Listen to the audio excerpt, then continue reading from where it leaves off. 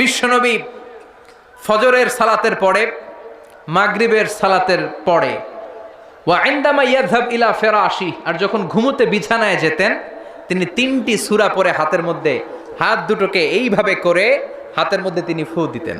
3টি সূরার প্রথমটি হচ্ছে সূরাতুল ইখলাস, যেই সূরার তাফসীর করতে আজকে আমরা বসেছি। সুবহানাল্লাহ পড়েন। সূরাতুল ইখলাস, সূরাতুল ফালাক, সূরাতু আন-নাস। এই 3টা সূরার শুরুতেই যেই শব্দটা আছে, শব্দটা কি? কুল। এজন্য 3টা সূরাকে একসাথে বলে কুল আস-সালাসা, মানে 3 কুল। কি বলে?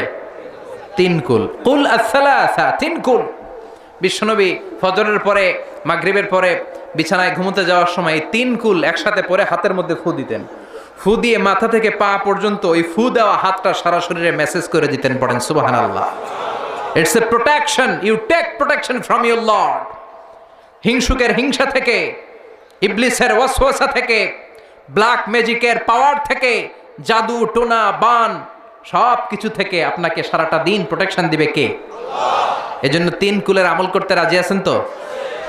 মা আয়েশা এই হাদিসের বর্ণনাকারী, আমি নিজে দেখেছি, মা আয়েশা বলেন আমি নিজে দেখেছি সকালবেলা সন্ধ্যাবেলা ঘুমোতে যখন বিশ্বনবী যেতেন 3টা সূরা পড়ে হাতের মধ্যে ফু দিয়ে সারা দেহের মধ্যে মাসে করতেন।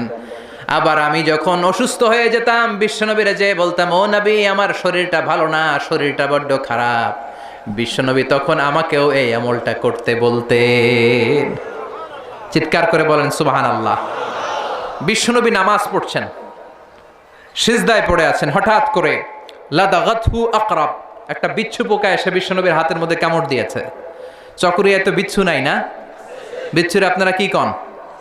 হ্যাঁ, বিচ্ছু হদ্দে, বিচ্ছু, আচ্ছা বিচ্ছু।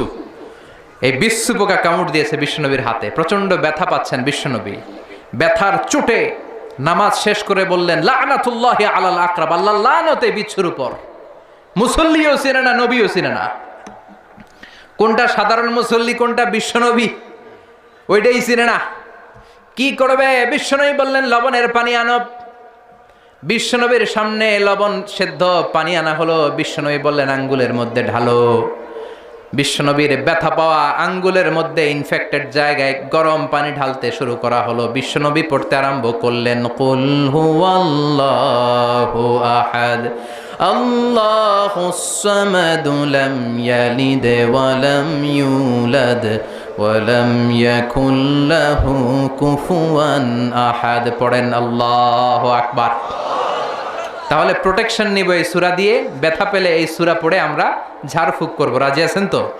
তাবিজ ঝুলানো যাবে না। মানে আল্লাহ কা তামিমাতান ফি জাসাদি উখিলা ইলাইক, যেটা ঝুলাবেন আল্লাহ বলবে আমার কাছে 7 জন আছে, এটা ঝুলাইছো, যা এটারে তো রব বানাই দিলাম, এটা কেমনে ভালো করে আমি দেখে নেব, আমার জিম্মা আমি উঠিয়ে দিলাম। এজন্য তাবিজ ঝুলানো যাবে না।